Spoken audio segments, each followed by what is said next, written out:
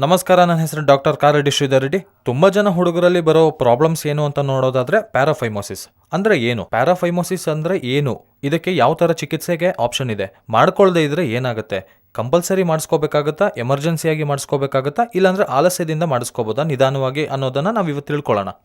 So ಈ ಪ್ಯಾರಾಫೈಮೋಸಿಸ್ ಅಂದ್ರೆ ಏನು ಅಂತ ನೋಡೋದಾದ್ರೆ, ಅಂಗದ ಮುಂದೆ ಇರುವ ಚರ್ಮ ಏನಿದೆ ಅದನ್ನು ನಾವು ಫೋರ್ ಸ್ಕಿನ್ ಅಂತೀವಿ. ಈ ಫೋರ್ ಸ್ಕಿನ್ ಏನಿದೆ ಅದು ತುಂಬ ಈಸಿಯಾಗಿ ಮೂವ್ ಆಗಬೇಕು. ನಮ್ಮ ಅಂಗದ ಮುಂದೆ ಇರುವ ಭಾಗವನ್ನು ನಾವು ಗ್ಲ್ಯಾನ್ಸ್ ಅಂತೀವಿ. ಆ ಗ್ಲ್ಯಾನ್ಸ್ ಮುಂದೆ ಇರುವ ಚರ್ಮ ಏನಿದೆ ಹಿಂದಕ್ಕೆ ಎಳೆದ ಕೂಡಲೇ ಫ್ರೀಯಾಗಿ ಮೂವ್ ಆಗ್ತಿರಬೇಕು. ಈ ಫ್ರೀನೆಸ್ ಏನಿದೆ ಇದು ಬರೀ ಮೆತ್ತಗಿದ್ದಾಗ ಮಾತ್ರ ಅಲ್ಲದೆ ಅಂಗ ಗಟ್ಟಿಯಾಗಿದ್ದಾಗ ಕೂಡ ಫ್ರೀಯಾಗಿ ಮೂವ್ ಆಗ್ತಿರ್ಬೇಕು. ತುಂಬ ಜನ ಏನು ಅನ್ಕೋತಾರೆ ಅಂದರೆ ಮೆತ್ತಗಿದ್ದಾಗ ಅಂಗ ಚಿಕ್ಕದಾಗಿದ್ದಾಗ ಮೂವ್ ಆಗುತ್ತೆ, ಅದು ಸರಿ ಹೋಗುತ್ತಲ್ವಾ ಅಂತ ಅನ್ಕೋತಾರೆ. ಬಟ್ ಅಂಗ ಚಿಕ್ಕದಾಗಿದ್ದಾಗ ಮಾತ್ರ ಅಲ್ಲದೆ ಅಂಗ ದೊಡ್ಡದಾದಾಗ ಕೂಡ, ಅಂಗಸ್ತಂಭನ ಆದಾಗ ಕೂಡ ನಮಗೆ ಫ್ರೀಯಾಗಿ ಮೂವ್ ಆಗಬೇಕು.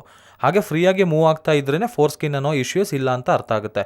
ಯಾವಾಗ ಅಂಗಸ್ತಂಭನ ಆದ ಸಂದರ್ಭದಲ್ಲಿ ಫೋರ್ ಸ್ಕಿನ್ ಯಾವಾಗ ಹಿಂದಕ್ಕೆ ಬರೋದಿಲ್ಲ ಅದನ್ನೇ ನಾವು ಫೈಮೋಸಿಸ್ ಅಂತ ಕರಿತೀವಿ. ಈ ಫೈಮೋಸಿಸ್ ಚಿಕ್ಕ ಮಕ್ಕಳಿಂದ ಯಾವುದೇ ವಯಸ್ಸಿನವರೆಗೂ ಬರ್ಬೋದು. ಚಿಕ್ಕ ಮಕ್ಕಳಿಗೆ ಬಂದರೆ ಅದನ್ನು ಫಿಸಿಯೋಲಾಜಿಕಲ್ ಫೈಮೋಸಿಸ್ ಅಂತ ಹೇಳ್ತೀವಿ. ಯಂಗ್ ಏಜ್ನಲ್ಲಿ ಬಂದರೆ ಪ್ಯಾಥೋಲಾಜಿಕಲ್ ಫೈಮೋಸಿಸ್ ಅಂತೀವಿ. ಡಯಾಬಿಟಿಸ್ ಇರೋರಿಗೆ ಬಂದರೆ ಅದನ್ನು ನಾವು ಬೆಲನಿಟಿಸ್ ಅಂಡ್ ಬೆಲನೋಪಾಸಿಟಿಸ್ ಅಂತ ಕೂಡ ಬೇರೆ ಬೇರೆ ಹೆಸರಲ್ಲಿ ಕರಿತೀವಿ. ಅಂಡ್ ಪ್ಯಾರಾಫೈಮೋಸಿಸ್ ಅಂದರೆ ಇವೆಲ್ಲದಕ್ಕಿಂತ ಡಿಫ್ರೆಂಟ್. ಯಾವ ರೀತಿ ಅಂದರೆ, ಮುಂದೆ ಇರುವ ಚರ್ಮ ಏನಿದೆ ಅದು ಹಿಂದಕ್ಕೆ ಬರದೇ ಇದ್ದರೆ ಅದನ್ನು ಫೈಮೋಸಿಸ್ ಅಂತೀವಿ. ಬಟ್ ಯಾವಾಗ ಚರ್ಮನ ಹಿಂದಕ್ಕೆ ಎಳೆದ ನಂತರ ಮತ್ತೆ ಮುಂದಕ್ಕೆ ಬರದೇ ಇದ್ದರೆ ಅದನ್ನು ಪ್ಯಾರಾಫೈಮೋಸಿಸ್ ಅಂತೀವಿ.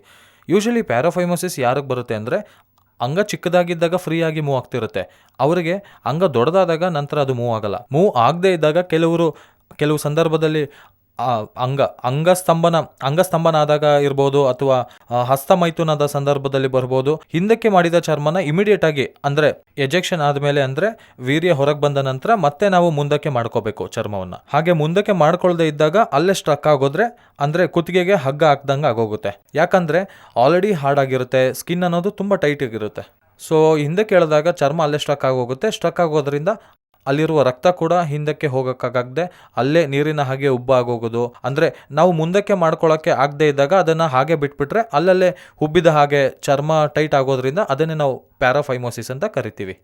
ಇದು ಅಂಗಕ್ಕೆ ಸಂಬಂಧಿಸಿದಂತೆ ನೋಡೋದಾದರೆ ಇದೊಂದು ಎಮರ್ಜೆನ್ಸಿ ಸರ್ಜರಿ. ನಾವು ಇಮಿಡಿಯೇಟ್ ಆಗಿ ಅಂಗಸ್ತಂಭನ ಆದಾಗ ಮಾತ್ರ ಹೀಗಾಗಿರುತ್ತೆ. ಹಾಗಾಗಿ ಯೂಶುವಲ್ ಆಗಿ ತುಂಬ ಜನ ಗೊತ್ತಾಗಲ್ಲ. ಹಾಗಾಗಿ ಇಮಿಡಿಯೇಟ್ ಆಗಿ ಇದನ್ನು ನಾವು ಮಾಡಿಸ್ಕೊಳ್ಳದೆ ಹೋದರೆ ಗ್ರ್ಯಾಂಗ್ರೀನ್ ಆಗಿ, ಟೈಟ್ ಆಗಿ, ಪಸ್ ಆಗೋಗಿ, ಕ್ಯೂ ಬರೋದು, ಈಗ ತುಂಬ ಟೈಟಿಂದ ಪೇಯ್ನ್ ಬರೋದು, ನೀರು ಸೇರಿಕೊಂಡು ಉಬ್ಬಾಗೋದು, ಹೀಗೆಲ್ಲ ಆಗ್ತಿರುತ್ತೆ. ತುಂಬ ಜನಕ್ಕೆ ತೋರಿಸ್ಕೊಳ್ಳೋಕ್ಕೆ ಕೂಡ ಎಂಬಾರಸಿಂಗ್ ಆಗಿರುತ್ತೆ. ಸೊ ತುಂಬ ಜನ ಇದನ್ನು ಎಂಬಾರಸಿಂಗ್ನಿಂದ ಏನು ಅನ್ಕೊಳ್ತಾರೋ, ಗೊತ್ತಾಗೋದ್ರೆ ಹಸ್ತಮೈಥುನ ಮಾಡ್ಕೊಳ್ಳೋದಕ್ಕೆ ಹೇಗಾಗ್ತಿದೆಯೇನೋ ಅಂತ ಫಸ್ಟ್ ಟೈಮ್ ಇಂಟರ್ ಕೋರ್ಸ್ ಮಾಡಿದ್ದಕ್ಕೆ ಹೀಗಾಗಿದೆ ಅಂತ 100 ಪ್ರಶ್ನೆ ಕೇಳ್ತಾರೆ ಅನ್ನೋ ಕಾರಣಕ್ಕೆ ತುಂಬ ಜನ ಭಯ ಪಡ್ತಾರೆ. ನಾವು ಕ್ವಶನ್ಸ್ ಕೇಳಿದ್ರು ಕೂಡ ಅವರು ಹೇಳೋದಿಲ್ಲ. ಯೂಶುವಲ್ ಆಗಿ ಏನಂದರೆ ಸಂಕೋಚದಿಂದ, ಪ್ಲಸ್ ಈ ಡಿಪ್ರೆಷನ್ಗೆ ಹೋಗ್ಬಿಡ್ತಾರೆ. ನಾವು ಹೆಚ್ಚು ಪ್ರಶ್ನೆ ಕೇಳಿದ್ರು ಡಿಪ್ರೆಷನ್ಗೆ ಹೋಗ್ಬಿಡ್ತಾರೆ. ಯಾಕಂದರೆ ಅವರಿಗೆ ಒಂದು ರೀತಿಯಾದ ಸಂಕೋಚ ಅಂತ ಹೇಳ್ಕೊಳ್ಳೋಕ್ಕೆ, ಈ ಥರ ಆಗಿದೆ ಅಂತ ಹೇಳ್ಕೊಳ್ಳೋಕ್ಕೆ.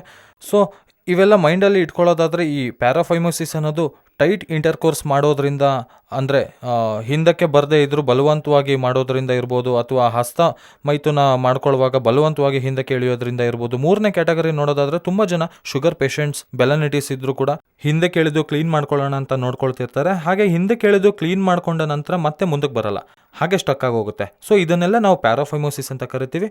ಇದೊಂದು ಎಮರ್ಜೆನ್ಸಿ ಕಂಡೀಷನ್. ಮೆಡಿಕಲ್ ಆಗಿ ನೋಡೋದಾದರೆ ಇದು ಎಮರ್ಜೆನ್ಸಿ. ಸೊ ಜೊತೆಗೆ ಪ್ಯಾರಾಫೈಮೋಸಿಸ್ ಜೊತೆಗೆ ಕೆಳಗೆ ಅಟ್ಯಾಚ್ಮೆಂಟ್ ಏನಿದೆ ಅದನ್ನು ನಾವು ಫ್ರೆನ್ಯುಲಮ್ ಅಂತೀವಿ. ಅಟ್ಯಾಚ್ಮೆಂಟ್ ಕೂಡ ಕಟ್ಟಾಗಿ ಬ್ಲೀಡ್ ಆಗೋ ಚಾನ್ಸಸ್ ಇರುತ್ತೆ.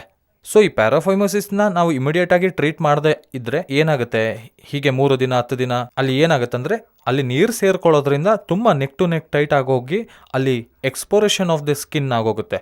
ಮೆಲ್ಲಗೆ ಸ್ಕಿನ್ ಅನ್ನೋದು ಕೊಳೆತು ಹೋಗೋಕ್ಕೆ ಸ್ಟಾರ್ಟ್ ಆಗುತ್ತೆ. ಅಲ್ಲಿ ಚರ್ಮದಲ್ಲಿ ಅಲ್ಸರ್ ಉಂಟಾಗೋದು, ಅಲ್ಲಿಂದ ಕ್ಯೂ ಬರೋದು, ಹೀಗೆಲ್ಲ ಸೆಕೆಂಡ್ರಿ ಇನ್ಫೆಕ್ಷನ್ಸ್ ಆಗೋದು. ಕೆಲವು ಸಂದರ್ಭದಲ್ಲಿ ಈವನ್ ಪೆನೈಲ್ ಗ್ಯಾಂಗ್ರೇನ್ ಆಗ್ಬೋದು, ಅಂದರೆ ಕೊಳತೆ ಹೋಗುತ್ತೆ. ಸೊ ನಾವು ನಮ್ಮ ಹತ್ರ ಪೇಷಂಟ್ ಬಂದಾಗ ನಾವೇನು ಮಾಡ್ತೀವಿ ಅಂದರೆ, ಈ ಪ್ಯಾರಾಫೈಮೋಸಿಸ್ ನಾವು ಎಕ್ಸಾಮಿನೇಷನ್ ಮಾಡಿ ಐಡೆಂಟಿಫೈ ಮಾಡಿದ ನಂತರ ಇಮಿಡಿಯೇಟಾಗಿ ನಾವು ಅದನ್ನು ರೆಡ್ಯೂಸ್ ಮಾಡಬೇಕಾಗುತ್ತೆ. ಹೇಗೆ ರೆಡ್ಯೂಸ್ ಮಾಡಬೇಕು? ಅಂಡರ್ ಸ್ಪೈನಲ್ ಅನೆಸ್ಥೇಷಿಯನ ಅಥವಾ ಲೋಕಲ್ ಅನೆಸ್ಥೇಷಿಯನ. ತುಂಬ ಜನ ಏನು ಮಾಡ್ತಾರೆ ಅಂದರೆ, ಈ ಸ್ಪೈನಲ್ ಅನೆಸ್ಥೇಷಿಯನ ಮಾಡಿ ರೆಡ್ಯೂಸ್ ಮಾಡಿ ಬಿಟ್ಬಿಡ್ತಾರೆ.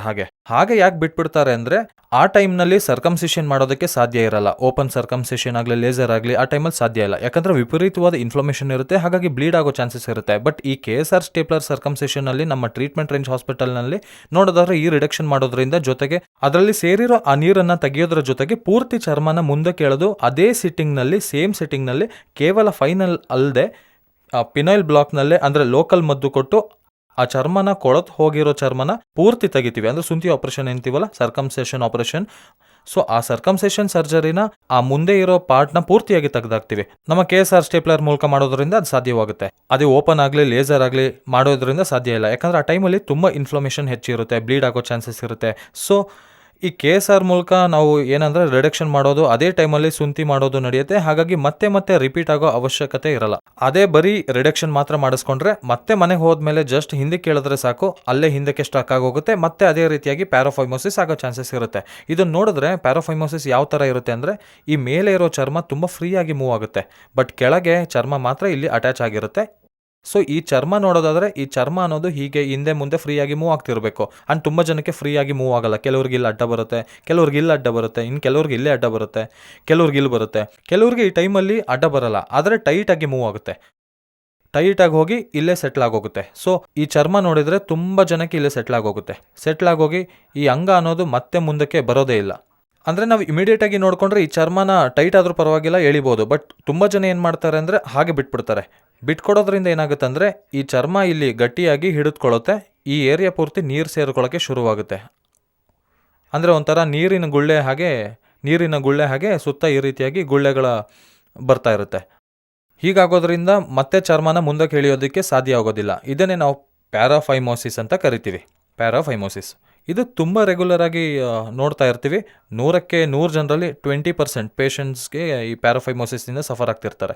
ಸೊ ಇದನ್ನು ನಾವು ಏನು ಮಾಡ್ತೀವಿ ಅಂದರೆ, ಇದರಲ್ಲಿರೋ ನೀರನ್ನು ಸ್ಟ್ಯಾಗ್ನೆಂಟ್ ಆಗಿರೋ ನೀರನ್ನು ತೆಗೆದು ಹಾಕ್ತೀವಿ.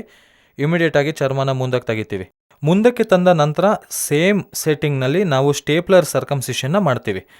ಸ್ಟೇಪ್ಲರ್ ಸರ್ಕಮ್ಸಿಷನ್ ಮಾಡೋದ್ರಿಂದ ಈ ಕೊಳೆತ ಚರ್ಮ ಆಗಲಿ ನೀರೆಲ್ಲನೂ ತೆಗೆದು ಹಾಕಿ, ಹಾಗಾಗಿ ಇಲ್ಲಿರುವವರೆಗೂ ಚರ್ಮನ ತೆಗೆಯೋದ್ರಿಂದ ಮತ್ತು ಈ ಚರ್ಮ ರೀಪ್ಲೇಸ್ ಮಾಡ್ತೀವಿ, ಅಂದರೆ ಮತ್ತೆ ಹಿಂದಕ್ಕೆ ತರ್ತೀವಿ. ಸೊ ಇದರಿಂದ ಏನಾಗುತ್ತಂದರೆ ಮತ್ತೆ ಬರೋದಿಲ್ಲ. ಮತ್ತೆ ನೆಕ್ಸ್ಟ್ ಟೈಮ್ ಹಸ್ತಮೈಥುನ ಮಾಡಿದಾಗಲಿ, ಇಂಟರ್ಕೋರ್ಸ್ ಮಾಡಿದಾಗಲಿ ಮತ್ತೆ ಈ ಚರ್ಮ ಹಿಂದಕ್ಕೆ ಬಂದು ಸ್ಟಕ್ ಆಗೋದು ತಪ್ಪುತ್ತೆ. ನಾವು ಅದೇ ಸೆಟ್ಟಿಂಗ್ನಲ್ಲಿ ಮಾಡ್ತೀವಿ. ಈ KSR ಸ್ಟೇಪ್ಲರ್ನಲ್ಲಿರುವ ಅಡ್ವಾಂಟೇಜ್ ಏನಂದರೆ, ಅದರಲ್ಲಿರೋ ಸಿಲಿಕಾನ್ ರಿಂಗ್ ಆಗಿರ್ಬೋದು, ಪಿನ್ಸ್ ಆಗಿರ್ಬೋದು, ಹೈ ಕ್ವಾಲಿಟಿ ಪಿನ್ಸ್ ಇರುತ್ತೆ. ಆ್ಯಂಡ್ ಸಿಲಿಕಾನ್ ರಿಂಗ್ ಮೇಲೆ ಪಿನ್ಸ್ ಇರೋದ್ರಿಂದ ಆಟೋಮೆಟಿಕ್ಕಾಗಿ ಒಂದೇ ಸಲ ಪಿನ್ಸ್ ಉದುರು ಹೋಗುತ್ತೆ. ರಿಂಗ್ ಜೊತೆಯಲ್ಲಿ ಪಿನ್ಸ್ ಪೂರ್ತಿ ಉದುರು ಹೋಗೋದ್ರಿಂದ ಪಿನ್ಸ್ ತೆಗಿಯೋ ಅವಶ್ಯಕತೆ ಇರಲ್ಲ. ಬೇರೆ ಸ್ಟೇಪ್ಲರ್ನಲ್ಲಾದರೆ ಒಂದೊಂದು ಸಾರಿ ಸಿಲಿಕಾನ್ ರಿಂಗ್ ಹಾಡಾಗೋದ್ರಿಂದ ಪಿನ್ಸ್ ರಿಂಗ್ ಬಿದ್ದು ಹೋಗುತ್ತೆ, ಪಿನ್ಸ್ ಹಾಗೆ ಉಳ್ಕೊಳ್ಳುತ್ತೆ. ಹಾಗಾಗಿ ಮತ್ತೆ ನಾವು ಪಿನ್ಸ್ ತೆಗಿಯೋ ಅವಶ್ಯಕತೆ ಬರ್ಬೋದು. ಸೊ ಈ ಥರ ಪ್ಯಾರಾಫೈಮೋಸಿಸ್ನಿಂದ ಯಾರಾದರೂ ಸಫರ್ ಆಗ್ತಿದ್ರೆ ಖಚಿತವಾಗಿ ಟ್ರೀಟ್ಮೆಂಟ್ ರೇಂಜ್ ಹಾಸ್ಪಿಟಲಲ್ಲಿ ನಾನು ಅವೈಲೇಬಲ್ ಇರ್ತೀನಿ. ನನ್ನ ಸಂಪರ್ಕ ಮಾಡಿದರೆ ಸೇಮ್ ಸಿಟ್ಟಿಂಗ್ನಲ್ಲಿ ರಿಡಕ್ಷನ್ ಮಾಡೋದ್ರ ಜೊತೆಗೆ ನಾವು ಇದನ್ನು ಸ್ಟೇಪ್ಲರ್ ಬಳಸಿ ಸರ್ಜರಿ ಕೂಡ ಮಾಡಿಸ್ಕೋಬೋದು. ಅಂದರೆ ಫೈನಲ್ ಆಗಿ ಹೇಳೋದೇನೆಂದರೆ, ಈ ರೀತಿಯಾಗಿ ಏನಾದರೂ ಚರ್ಮ ಹಾರ್ಡಾಗಿ ಹಿಂದಕ್ಕೆ ಹೋಗ್ತಿದ್ರೆ, ಚರ್ಮ ಟೈಟಾಗಿ ಹಿಂದಕ್ಕೆ ಹೋಗ್ತಿದೆ ಅಂದರೆ ಪ್ಯಾರಾಫೈಮೋಸಿಸ್ ಅಂತೀವಿ. ಅದನ್ನು ನೆಗ್ಲೆಕ್ಟ್ ಮಾಡದೆ ಮುಂಜಾಗ್ರತೆಯಿಂದ, ಮುಂದಾಲೋಚನೆಯಿಂದ ನಾವು ಈ ಸುಂತಿ ಆಪರೇಷನ್ ಏನಿದೆ ನಮ್ಮ KSR ಸ್ಟೇಪ್ಲರ್ ಮೂಲಕ ಮಾಡಿಸ್ಕೊಳ್ಳೋದ್ರಿಂದ ಮುಂದೆ ಫ್ಯೂಚರ್ನಲ್ಲಿ ಮದುವೆ ಆದಮೇಲೆ ಇಂಟರ್ಕೋರ್ಸ್ ಮಾಡಿದಾಗ ಕೂಡ ಈ ಪ್ಯಾರಾಫೈಮೋಸಿಸ್ನಿಂದ ನಾವು ಬಚಾವಾಗ್ಬೋದು. Thank you.